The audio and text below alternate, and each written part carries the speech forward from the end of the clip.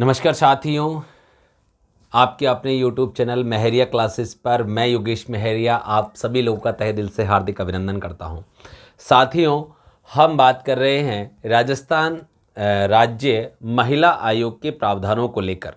साथियों, वर्तमान में आप देख रहे होंगे जैसा परीक्षाओं के अंदर जिस स्तर के कठिनाई के साथ प्रश्न आयोगों से संबंधित पूछे जा रहे हैं, उसी समस्या का समाधान करने के लिए आपके सामने ये कंटेंट अध्ययन सामग्री तैयार की गई है, जो आपके आगामी एग्ज़ाम में काफ़ी उपयोगी सिद्ध होगी। और मैं आपको विश्वास दिलाता हूँ, ये कक्षा पूरी लेने के बाद में आपको राजस्थान राज्य महिला आयोग का कोई भी प्रावधान, कोई भी लाइन किसी भी किताब से पढ़ने की आवश्यकता नहीं है। आपका पूरा का पूरा टॉपिक इसी कक्षा में कंप्लीट हो जाएगा। तो चलिए, आपका बिना समय गवाए हम सीधा आज के टॉपिक पर चलते हैं। आज का टॉपिक है राजस्थान राज्य महिला आयोग। चलिए देखिए, सबसे पहले अगर हम बात करें राजस्थान राज्य महिला आयोग, यानी कि जिसको हम इंग्लिश में कहते हैं राजस्थान स्टेट वुमेन कमीशन, पहला ही हमारे प्रश्न में बन सकता है कि राजस्थान स्टेट वुमेन कमीशन की स्थापना किसके द्वारा की गई। तो राजस्थान राज्य महिला आयोग अधिनियम 1999 के अधीन राजस्थान राज्य महिला आयोग की स्थापना की गई है। मतलब एक अधिनियम बनाया राज्य विधानमंडल द्वारा, जिसको हम कहते हैं राजस्थान राज्य महिला आयोग अधिनियम 1999 आयोग अधिनियम। ठीक है साथियों, यहां अधिनियम भी आप लिखिएगा। चलिए, अधिनियम 1999 के अधीन की गई। आयोग की प्रकृति कैसी है, आपसे प्रश्न पूछा जाएगा आयोग की प्रकृति। तो देखिए, आयोग एक गैर संवैधानिक, कैसा है, गैर संवैधानिक और साथ ही में सांविधिक निकाय है। इसका मतलब क्या होता है? गैर संवैधानिक का मतलब है इसका उल्लेख भारतीय संविधान में नहीं है, पहली बात। दूसरा, सांविधिक, इसका मतलब होता है साथियों संसद या राज्य विधानमंडल द्वारा किसी विधि के तहत, यानी कि विधि निर्माण के द्वारा किसी आयोग या संस्था की स्थापना की जाती है, किसी कार्य को किया जाता है, तो उसको हम कहते हैं सांविधिक। तो यहां पर आपके सामने ये जो अधिनियम बनाया गया है, ये राजस्थान राज्य विधानमंडल द्वारा बनाया गया है, इसीलिए इस अधिनियम के द्वारा इस आयोग की स्थापना होती है। इसलिए कैसा आयोग है? एक सांविधिक आयोग है, ठीक है, जिसको हम सांविधिक निकाय भी कहते हैं।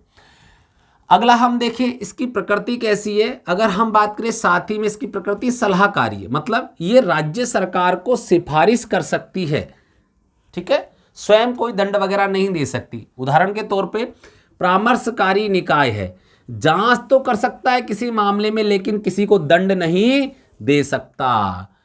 इसीलिए ये कैसा है? सलाहकारी है, परामर्शकारी निकाय है। प्रश्न आता है कई बार, राजस्थान राज्य महिला आयोग है,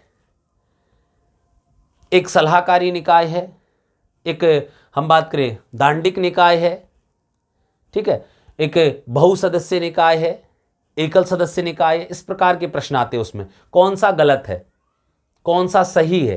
तो वहां पर आपके सामने जो सही बात है वह क्या है? सलाहकारी निकाय है, परामर्शकारी निकाय है। चलिए अगला हम बात करें। अब आपने देखा होगा वर्तमान में आयोग से जो प्रश्न आते हैं वे धाराओं से प्रश्न पूछे जाने लगे हैं। सामान्य प्रश्न अब नहीं आते हैं, एडवांस स्तर के प्रश्न आपके आने लग गए हैं साथियों। देखिए, अगर हम बात करें यहां धारा 3, आयोग की धारा 3। अब आप कहेंगे सर धारा 1 और 2 में क्या है, तो मैं आपको बता दूं। देखिए, हमेशा किसी भी अधिनियम की धारा 1 होती है या धारा 2 होती है, ठीक है, ये धाराओं की बात कर रहे हैं हम। तो धारा 1 में तो उस अधिनियम का जो भी नाम होता है उसका नाम होता है, उसका संक्षिप्त नाम होता है, उसका विस्तार होता है, और साथ ही में उसका प्रारंभ, यानी कि अधिनियम कब लागू होगा, 3 बातों का उल्लेख होता है साथियों। किसी भी अधिनियम को जब आप पढ़ते हैं तो आपके सामने 3 विशेष बातें धारा 1 का प्रावधान करती है कि एक तो उसका नाम, तो इस अधिनियम का नाम क्या है? राजस्थान राज्य महिला आयोग अधिनियम 1999।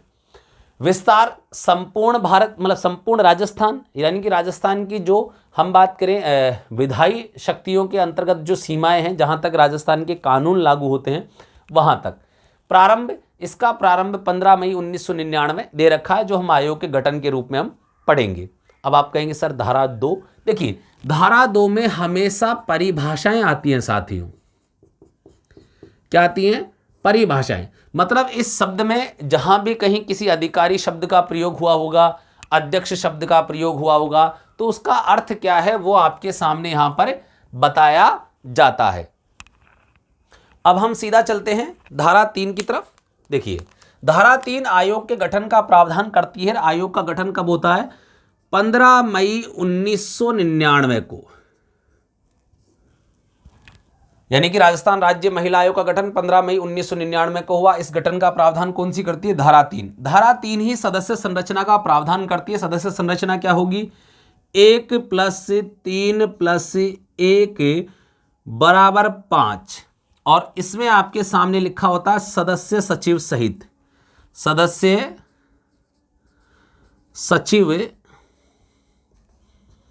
सहित। अब आप सोच रहे होंगे सर सदस्य सचिव सहित कैसे? देखिए आपके सामने सबसे पहले नंबर 1 तो होता है आयोग का अध्यक्ष, और 3 आपके सामने सदस्य हैं,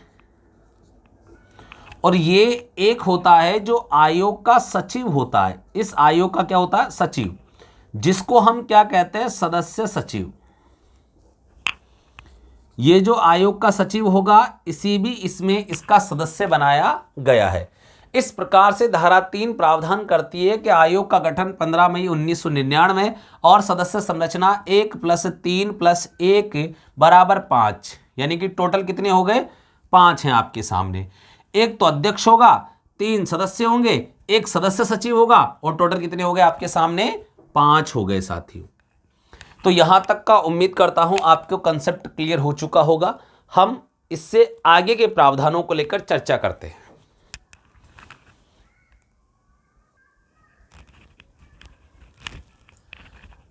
अब हमारे सामने आयोग के जो अध्यक्ष और सदस्य थे उनके लिए योग्यताओं का निर्धारण इस अधिनियम में क्या किया गया है वह आपके सामने है साथियों।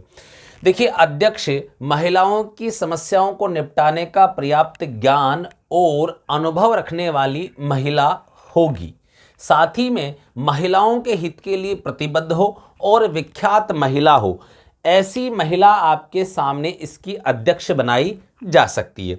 साथ ही में अगर मैं आपसे बात करूं, सदस्यों के लिए भी सेम यही योग्यताएं निर्धारित की गई हैं, अर्थात इस अधिनियम में कोई विशेष योग्यताओं का उल्लेख आपके सामने नहीं किया गया है। जो योग्यताएं हैं वो यही हैं। अगला हम बात करें, देखिए सदस्य। अब सदस्य जो होंगे उसमें भी आपके सामने कुछ विशेष बातें बताई गई है।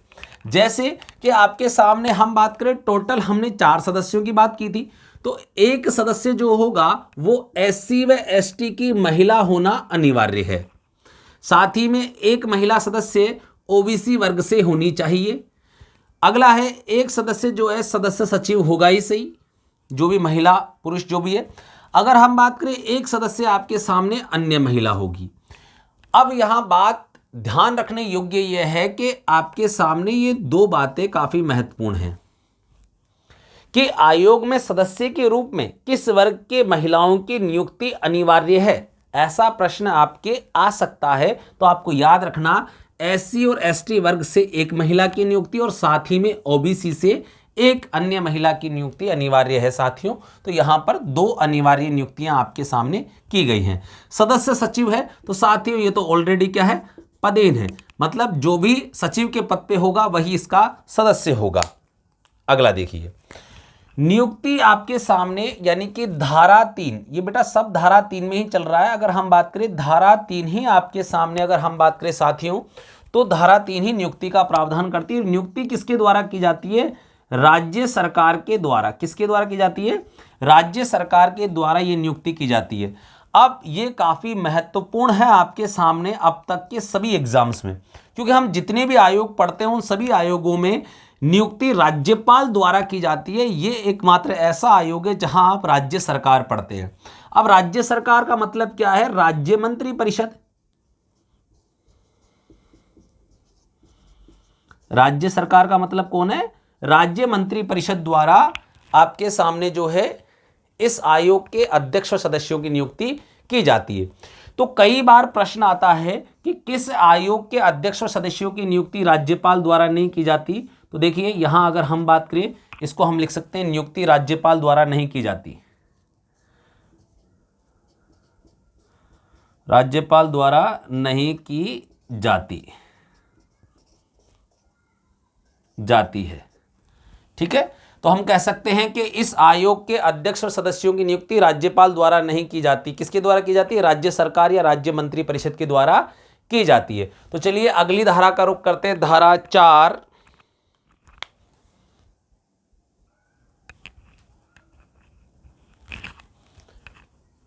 धारा 4 सदस्यों की पदावधि और सेवा शर्तों का प्रावधान करती है। साथियों, सीधा एग्जाम में प्रश्न आता है आपके सामने कि पदावधि यानी कि कार्यकाल का प्रावधान कौन सी धारा करती है? धारा 4। और साथ ही में सेवा शर्तों का प्रावधान, तो भी आंसर क्या होगा? धारा 4। अब देखिए पदावधि या सेवा शर्तें अगर हम बात करें, सबसे पहले पदावधि या कार्यकाल कितना होगा? तो साथियों इसके अध्यक्ष व सदस्य सभी का कार्यकाल होता है 3 वर्ष। कितना होता है? 3 वर्ष। कार्यकाल कितना होगा? 3 वर्ष। अब ये देखिए त्याग पत्र किसको देंगे? राज्य सरकार को। अपना त्याग पत्र सभी अध्यक्ष और सदस्य किसको देंगे साथियों? राज्य सरकार को, क्योंकि देखिए जो अधिकांश नियुक्त करता है त्याग पत्र भी उसे ही दिया जाता है। वेतन है, अगर हम बात करें वेतन में यहाँ प्रावधान लिखा गया है कि राज्य सरकार द्वारा निर्धारित, अधिनियम की लैंग्वेज के अनुसार हम पढ़ रहे हैं, राज्य सरकार द्वारा निर्धारित, यानी कि जो राज्य सरकार निर्धारित करेगी वही वेतन भत्ते इनको प्राप्त होंगे। सेम सेवा शर्तें, तो इसमें भी यही लिखा हुआ है। अगर हम बात करें कि राज्य सरकार द्वारा निर्धारित, यानी कि राज्य सरकार जो भी सेवा और शर्तें निर्धारित करेंगी वही यहाँ पर आपके सामने मान्य होंगी। और आपसे प्रश्न भी एग्जाम में इसी प्रकार पूछा जाता है कि राजस्थान राज्य महिला आयोग के अध्यक्ष और सदस्यों के वेतन का निर्धारण कौन करता है? राज्य सरकार द्वारा किया जाता है। इसी प्रकार प्रश्न आता है कि राजस्थान राज्य महिला आयोग के अध्यक्ष और सदस्यों की सेवा शर्तों का निर्धारण करने का अधिकार किसको है? राज्य सरकार को। वहां आपके सामने ऑप्शन में राज्य विधानमंडल भी होगा, मुख्यमंत्री भी होगा, मंत्री परिषद भी होगा, और साथ ही में आपके सामने राज्य सरकार भी होगा साथियों। तो एग्जैक्ट उत्तर क्या होगा? राज्य सरकार। कार्यकाल आप सभी को पता है इसे 3 वर्ष। चलिए अगली धारा 5 है जो आपके सामने प्रावधान करती है गणपूर्ति। अब आप कहेंगे सर गणपूर्ति क्या होती है? जिन लोगों ने पहली बार ये शब्द सुना होगा उनको मैं बता देना चाहता हूं, गणपूर्ति का मतलब होता है कि किसी भी बैठक का संचालन करने के लिए, अगर हम बात करें राजस्थान राज्य महिला आयोग के सदस्य किसी बैठक को आयोजित कर रहे हैं, तो उस बैठक का संचालन करने के लिए न्यूनतम सदस्यों की जो संख्या आवश्यक होगी वही गणपूर्ति है। यानी कि अपनी भाषा में बात करें तो बैठक को आयोजित करने के लिए कम से कम सदस्यों की संख्या, और वो यहां पर कितनी है साथियों? अध्यक्ष सहित 3 बताई गई है। कितनी बताई गई है? 3। अध्यक्ष सहित 3 होगी। ठीक है, तो यानी गणपूर्ति कितनी होगी? अध्यक्ष सहित कम से कम 3 सदस्य होने चाहिए। मतलब एक अध्यक्ष होगा और 2 सदस्य होंगे तभी बैठक आयोजित हो सकती है, अन्यथा नहीं होगी। तो चलिए नोट कर लीजिए, यहां तक हम आगे के प्रावधानों को लेकर चर्चा करते हैं। धारा 6 काम काज के निपटारे का प्रावधान करती है कि आयोग का कार्य किस प्रकार से कर लिया जाएगा। इसमें बताया गया है कि आयोग की बैठकों की अध्यक्षता अगर हम बात करें अध्यक्ष द्वारा की जाएगी। किसके द्वारा की जाएगी? जो भी अध्यक्ष होगा राजस्थान राज्य महिला आयोग का, उसके अध्यक्ष द्वारा बैठकों की अध्यक्षता की जाएगी। अब हम बात करें अगर अध्यक्ष नहीं होगा तो, तथा अध्यक्ष की अनुपस्थिति में उपस्थित सदस्यों में से चुना गया सदस्य, उपस्थित सदस्यों में से चुना गया सदस्य, यानी कि जो भी सदस्य होंगे उनमें से किसी एक को अध्यक्षता करने के लिए कह दिया जाएगा, उन्हीं में से। ठीक है, अगला देखिए धारा 15 विशेष रूप से बैठक का प्रावधान करती है। यहां हम बात कर रहे थे बैठक की अध्यक्षता करेगा आयोग का कामकाज, हम बात करें कामकाज का निपटारा करने के लिए हम बात करें बैठकों की अध्यक्षता अध्यक्ष द्वारा की जाएगी और साथ ही में जब अध्यक्ष अनुपस्थित होगा तो आपके सामने चुने गए सदस्य द्वारा अध्यक्षता की जाएगी। अब हम देखिए बैठक, अगर हम देखें तो 2 माह में कम से कम एक बार बैठक आयोजित की जाएगी। कितने महीने में? 2 माह में। अगर हम बात करें 2 माह में कम से कम एक बार बैठक आयोजित किया जाना साथियों क्या होगा? अनिवार्य होगा, कंपलसरी होगा। अगला है धारा 7। धारा 7 कहती है किसी कमी या रिक्ति इत्यादि के कारण आयोग के आदेश या आदेशों का अविधि मान्य न होना। ठीक है, अविधि मान्य मतलब देखिए, अगर हमने जितने भी प्रावधान प्रोविजंस पढ़ रहे हैं, मान लीजिए आयोग में अगर हमारे सामने 2 सदस्यों के पद रिक्त हैं, अब ऐसी कंडीशन में आयोग की बैठक तो होगी और आयोग किसी प्रकार का कोई आदेश देता है, किसी प्रकार किसी कार्यवाही को अंजाम देता है, किसी को समन दे के बुलाता है, तो ऐसी कंडीशन में इस आधार पे केवल वह कार्यवाही अविधि मान्य नहीं होगी कि भाई आयोग की गणपूर्ति नहीं है, किसी प्रकार का कोई पद रिक्त है, किसी प्रकार की कोई कमी है, तो इस कारण से आयोग के द्वारा दिए गए किसी प्रकार का आदेश अविधि मान्य नहीं होगा, अर्थात उसको माना जाएगा। ठीक है, चलिए, तो ये धारा 6 और 7 आपके सामने क्या हो गई? कंप्लीट। धारा 8, अध्यक्ष व सदस्यों को पद से हटाया जाना, यानी कि इनको किस प्रकार से हटाया जा सकता है साथियों? तो देखिए, अध्यक्ष सदस्यों को पद से हटाया जाएगा राज्य सरकार द्वारा। किसके द्वारा? राज्य सरकार के द्वारा ही पद से हटाया जाएगा। तो देखिए, अगर हम बात करें अध्यक्ष व सदस्यों की नियुक्ति सबसे पहले किसने की? राज्य सरकार ने की साथियों। और साथ ही में अगर हम बात करें त्याग पत्र भी किसको देंगे? तो राज्य सरकार को देंगे साथियों। अगर हम बात करें वेतन का निर्धारण भी कौन करेगी? राज्य सरकार करेगी। और अगर हम बात करें सेवा शर्तों का निर्धारण भी कौन करेगी? राज्य सरकार करेगी। और पद से भी कौन हटाएगी साथियों? तो राज्य सरकार ही हटाएगी। पद से हटाना, देखिए सभी बिंदुओं में राज्य सरकार आपके सामने है, एक ही बार में आप याद कर सकते हैं, लेकिन हमें धाराएं विशेष रूप से याद करनी है, बार बार एग्जाम में आ रही हैं, इसलिए हमें पूरा पढ़ना अनिवार्य है साथियों। चलिए बने रहिए। अगला देखिए, कारण। पद से हटाने का कारण क्या होगा? दिवालिया। अगर हम बात करें पद से हटाने का कारण क्या होगा? दिवालिया। साथ ही में हम बात करें अपराध करने पर कारावास से दंडित, अगर उससे दंडित किया गया हो किसी अपराध के करने पर, तब भी उसे पद से हटाया जा सकता है। विकृत चित्त, अगर वह पागल हो। साथ ही में असमर्थता, यानी कि अपने पद पर रहने के दौरान कार्यों को करने में क्या हो? असमर्थ हो। ठीक है, कार्यों को करने में क्या हो? असमर्थ हो।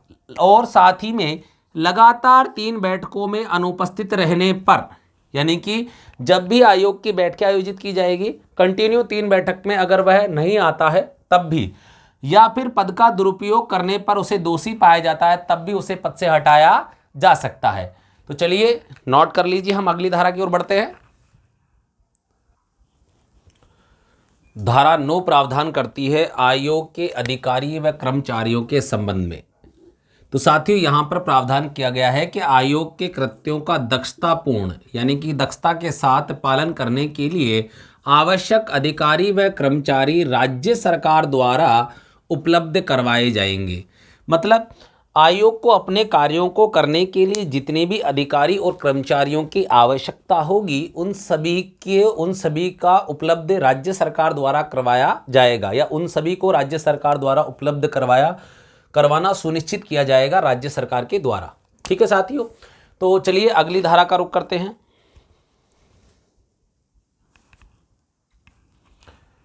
धारा 10 आपके सामने जो है आयोग की शक्तियों का प्रावधान करती है कि आयोग को कौन कौन सी शक्तियां प्राप्त होंगी।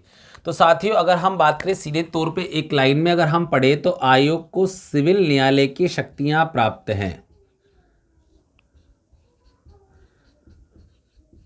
आयोग को सिविल न्यायालय की शक्तियां प्राप्त है। अब सिविल न्यायालय कौन कौन से कार्य कर सकता है वे आपके सामने हैं साथियों।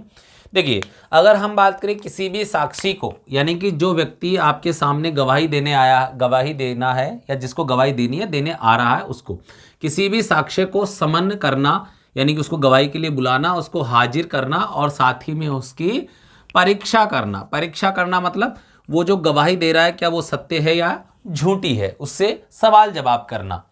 अगला देखिए, किसी भी दस्तावेज को पेश किए जाने की अपेक्षा करना, मतलब देखिए जो भी आपके सामने दस्तावेज सबूत के रूप में प्रस्तुत करना है उसको पेश किए जाने की अपेक्षा, एक्सपेक्टेशंस यहाँ पर आयोग रख सकता है।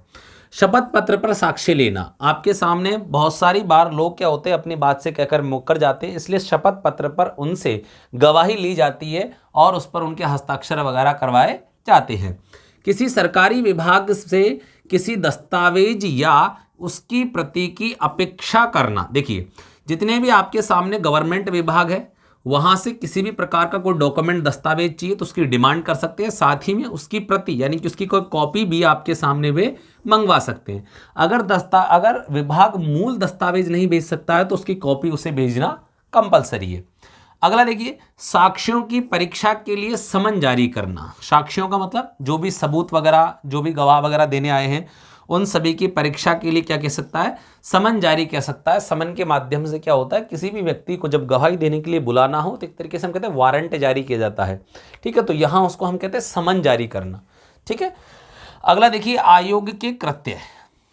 आयोग के कृत्य मतलब कार्य, पहली बात तो कृत्य माने कार्य, और कार्य अगर हम देखें महिलाओं के विरुद्ध होने वाले अनुचित कृत्यों की जांच करना, ठीक है, यानी कि महिलाओं के विरुद्ध होने वाले जितने भी प्रकार के जो उचित नहीं है, अनुचित कृत्य है, अनुचित कार्य हैं, अनुचित घटनाएं हैं, उन सभी की जांच करना यहां पर साथियों आयोग का कार्य है।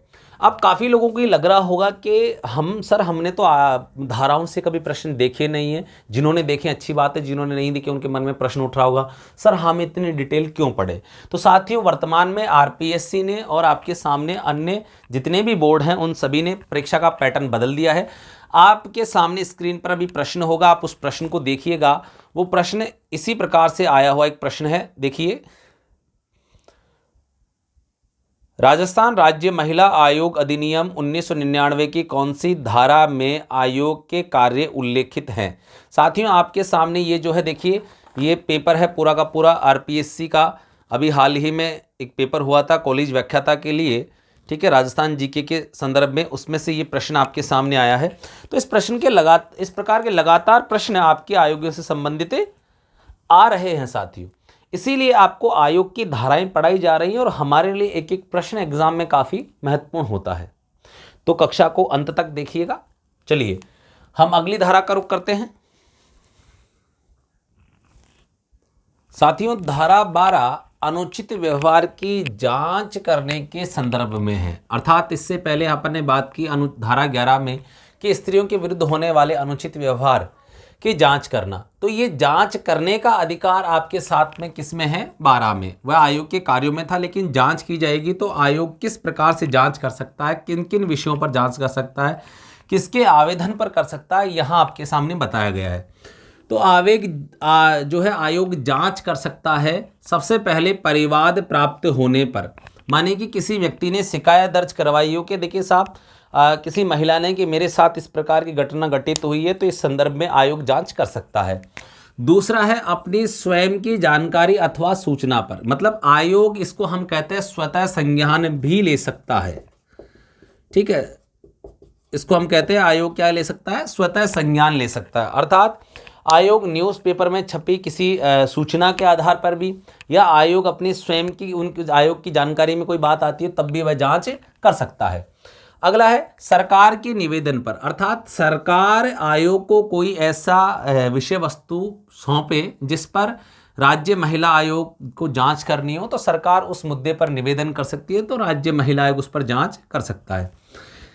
ऐसे परिवाद पर जिसमें अनुचित व्यवहार की व्यक्तिगत जानकारी व्यक्ति को हो, मतलब देखिए अगर मान लीजिए किसी महिला के साथ अनुचित व्यवहार हुआ है, इस बात की जानकारी और किसी को ना होकर मान लीजिए किसी व्यक्ति विशेष को, उदाहरण के तौर पे मेरे सामने किसी महिला के साथ अनुचित व्यवहार हुआ, इस बात की जानकारी मेरे पास है, तो मैं भी आयोग को इस बात की जानकारी साझा कर सकता हूं, सूचना दे सकता हूं, तो आयोग उस पर कार्यवाही कर सकता है, जांच कर सकता है। साथियों देखिए अगला है आयोग की सिफारिशों पर राज्य सरकार द्वारा की गई कार्यवाही की सूचना 3 माह के भीतर आयोग को देना अनिवार्य है। तो देखिए आयोग ने जो सिफारिशें की थी राज्य सरकार को, अब राज्य सरकार ने उन पर कार्रवाई की या नहीं की, इस बात की सूचना वापस राज्य सरकार को 3 महीने के अंदर अंदर अपने आयोग को देना क्या है, कंपलसरी है साथियों। तो इस प्रकार आपके सामने धारा 12 अनुचित व्यवहार की जांच से संबंधित है। तो चलिए अगली धारा का रुख करते हैं। धारा 13 अभियोजन के प्रारंभ का प्रावधान करती है। अभियोजन माने न्यायालय में मुकदमा प्रारंभ करना, ठीक है। आगे देखिए, यदि धारा 12 के अधीन व्यक्ति दोषी पाया जाता है तो इस कंडीशन में उसके खिलाफ न्यायालय में अभियोजन अर्थात उसके खिलाफ मुकदमा प्रारंभ कर दिया जाएगा, उस पर सुनवाई क्या हो जाएगी, शुरू कर दी जाएगी।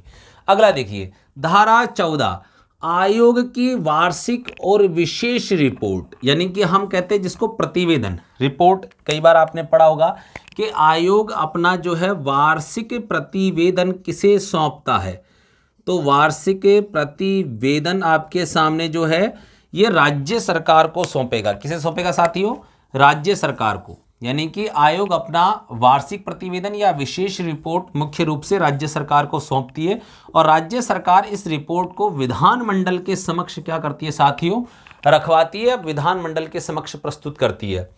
अगला है धारा 15 जो आपके सामने आयोग की बैठकों का प्रावधान करती है और आयोग की बैठकों का स्थान जयपुर मुख्यालय पर होगा और साथ ही में कम से कम 2 माह में एक बैठक अनिवार्य है, मतलब 2 महीने में कम से कम एक बार बैठक आयोजित होना आयोग की अनिवार्य है साथियों। तो चलिए अगली धाराओं का रुख करते हैं।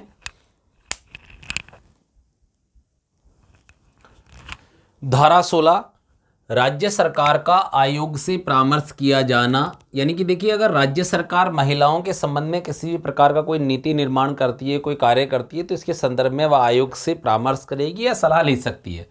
साथ ही में अगर हम बात करें आयोग के सदस्यों, अधिकारियों व कर्मचारियों का लोक सेवक होना, लोक सेवक का मतलब होता है साथियों सरकारी कर्मचारी, मतलब आयोग के जो भी सदस्य होंगे, अध्यक्ष होंगे, अधिकारी होंगे, वे सभी सरकारी कर्मचारी समझे जाएंगे या माने जाएंगे। अगली है धारा 18 राज्य सरकार द्वारा अनुदान। देखिए राज्य सरकार अगर हम बात करें आयोग को अनुदान दे सकती है, ठीक है। अगला आयोग को दान, अभिसमय, अभिदाय आदि, माफ कीजिएगा, आयोग को दान, अभिदाय आदि, यानी कि आयोग को दान स्वरूप अपन पैसा भी दे सकते हैं। अगला देखिए 20 लेखे और संपरीक्षा, यानी कुल मिलाकर आयोग अपने जितने भी खर्चे होंगे उनको एक तो सूचीबद्ध करेगा, लेखे के रूप में लिखेगा और समय समय पर उसकी जो राज्य महालेखाकार है उसके द्वारा ऑडिट की जाएगी साथियों। अगला है धारा 21 कतिपय, माने कि कुछ मामलों में अधिनियम का लागू न होना। अब ये कहाँ कहाँ लागू नहीं होगा, केंद्र सरकार के किसी भी संस्था या उपक्रम पर यह अधिनियम लागू नहीं होगा साथियों। अगला है नियम बनाने की शक्ति, धारा 22 है नियम बनाने की शक्ति। तो नियम बनाने की शक्ति किसके पास है साथियों, राज्य सरकार के पास है नियम बनाने की शक्ति। तो इस प्रकार आपके सामने इस अधिनियम में 22 प्रमुख धाराएं थी जिनको हमने अब तक पढ़ा है। अब हम इस अंतिम पड़ाव में है आयोग के और अब हम बात करेंगे अब तक राज्य महिला आयोग के जो भी अध्यक्ष रहे हैं उन सभी को लेकर साथियों। चलिए तो हम अध्यक्ष की ओर रुख करेंगे। तो साथियों अब हम बात करेंगे राजस्थान राज्य महिला आयोग की जो अब तक की अध्यक्ष रही हैं या अध्यक्षा रही हैं उनकी। तो सबसे पहले तो आपके सामने टोटल अब तक जो है 8 अध्यक्ष बन चुकी हैं, जैसा कि आप ट्रिक में देख पा रहे हैं। और ट्रिक क्या है, कांपता मीरा से लाशू रेहान। ट्रिक क्या है, कांपता मीरा से लाशू रेहान। तो का से होगा कांता कथूरिया, पै से पवन सुराणा, ता से तारा भंडारी, मीरा से मीरा महर्षि, से सरिता सिंह, ला से लाड कुमारी जैन, सू से सुमन शर्मा और रेहाना से रेहाना रियाज चिश्ती। अब साथ में इसमें इंपॉर्टेंट है पहली अध्यक्ष की नियुक्ति कब की गई, तो पहली अध्यक्ष का कार्यकाल पूछ सकते हैं और वर्तमान अध्यक्ष कौन है इसकी नियुक्ति कब की ये हमसे पूछा जा सकता है। साथ ही में आपको मैं बता दूं मीरा महर्षि और सरिता सिंह कार्यवाहक अध्यक्ष थी साथियों, ठीक है। ये 2 ऐसी महिलाएं हैं जिनकी नियुक्ति कार्यवाहक अध्यक्ष के रूप में की थी। ये सदस्य थी, लेकिन इनसे परमानेंट अध्यक्ष के रूप में ना कर इन्होंने कार्यवाहक अध्यक्ष के रूप में कार्य किया था। तो साथियों, ये आपके सामने राजस्थान राज्य महिला आयोग के सभी प्रावधान पूरे हो चुके हैं। अब अगर हम बात करें, आपको हमारे इस अन्य आयोगों का जो हम बात करें, लिंक डिस्क्रिप्शन में अवेलेबल हो जाएगा, और अन्य हमारे सामने जो भी आपको कंटेंट अध्ययन सामग्री है, आप हमारे YouTube चैनल पर जाकर देख सकते हैं। विभिन्न प्लेलिस्ट आपके सामने बनी हुई हैं और उनमें आपके सामने पूर्ण कंटेंट आपको प्रदान किया गया है, जिसके बाद में आपको कहीं और से पढ़ने की आवश्यकता नहीं होगी। इसी के साथ मैं आप सभी से विदा लेता हूं। एक बार पुनः नई कक्षा के साथ उपस्थित होऊंगा। तब तक के लिए जय हिंद, जय भारत।